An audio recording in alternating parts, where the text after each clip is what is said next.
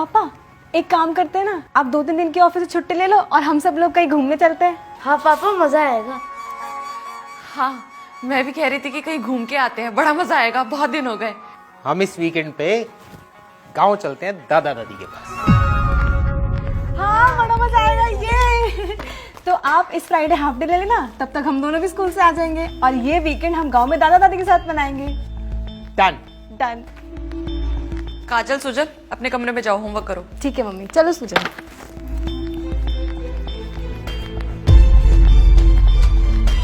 आप भी हाथ मुंह धो लीजिए, मैं खाना लगा देती हूँ। 1 मिनट, क्या हुआ? होना क्या है, कुछ नहीं हुआ। तो अचानक बच्चों को कमरे में भेज दिया और ठीक से बात भी नहीं कर रही हो। तो कैसे करूँ? अगर मेरे बात करने का तरीका पसंद नहीं है ना तो मत करो मुझसे बात। अनीता, चिल्लाओ मत। और अगर तुम्हें जाना है ना गाँव तो अकेले चले जाना, मैं और मेरे बच्चे कहीं नहीं जाएंगे। अच्छा तो ये वजह है तुम्हारी नाराजगी की, तुम गांव नहीं जाना चाहती, मम्मी पापा से नहीं मिलना चाहती। हाँ, नहीं मिलना चाहती। लेकिन क्यों? इतना कुछ किया उन्होंने हमारे लिए। उन्होंने जो कुछ भी किया है ना वो आपके लिए किया है, मेरे लिए उन्होंने आज तक कुछ नहीं किया। तुम्हें तुम्हारे हिसाब से जीने की आजादी दी तो उन्होंने किया ही क्या है तुम्हारे लिए? तुम्हारे लिए अपने बेटे का त्याग कर दिया उन्होंने,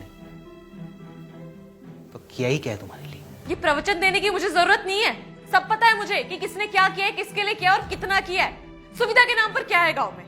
बताओ ना मुझे, क्या है गांव में? धूल मिट्टी पसीना, ना एसी है ना कूलर है, चूल्हे पे खाना बनाना पड़ता है सो अलग। लेकिन आपको इन सब बातों से क्या फर्क पड़ता है?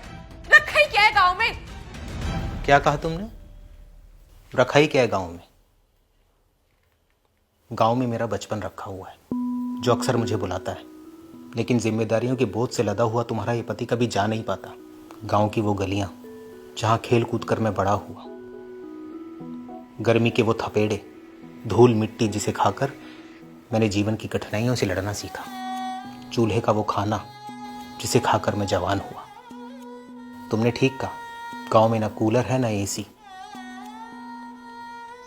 लेकिन गांव में नीम की ठंडी छांव है। भले ही गांव में कोई सुविधा ना हो, लेकिन शहर जैसी कोई दुविधा नहीं है। और सबसे बड़ी बात, गांव में मेरे माता पिता हैं जिन्होंने मुझे इस लायक बनाया कि इतने बड़े शहर के घर में मैं अपने परिवार के साथ रहता हूं। मैं जानता हूं कि तुम कभी गांव में नहीं रही, हमेशा से शहर में ही पली बड़ी हो, लेकिन गांव को समझने और देखने का नजरिया तुम्हारा बिल्कुल गलत है।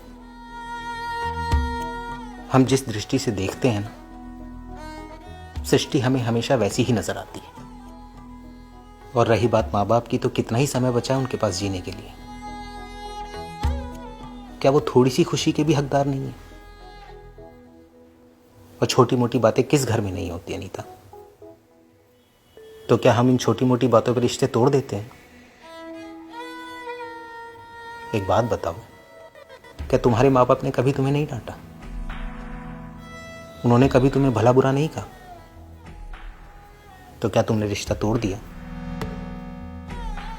और एक बात बोलूं अनीता, जिस दिन तुम खुद को उनकी बेटी मान लोगी ना, उस दिन वो तुम्हें तुम्हारे माँ बाप लगने लगेंगे। मैं इस वीकेंड बच्चों को लेकर गांव जाऊंगा।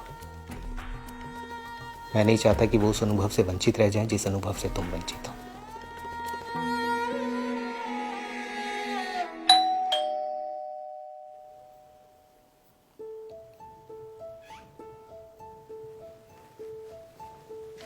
सर ये आपका कुरियर, सर ये साइन कर दीजिएगा। Thank you sir.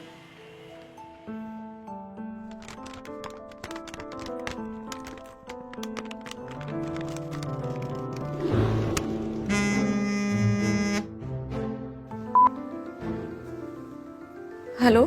हाँ बेटा, हमने तुम्हारे लिए गोंद के लड्डू बनाकर भेजे हैं। अरे वो पिछले हफ्ते तुम्हारा तबीयत खराब हो गया था ना, इन्हें खाकर ताकत आएगी, खा लेना। अच्छा रखते हैं, ध्यान रखना अपना।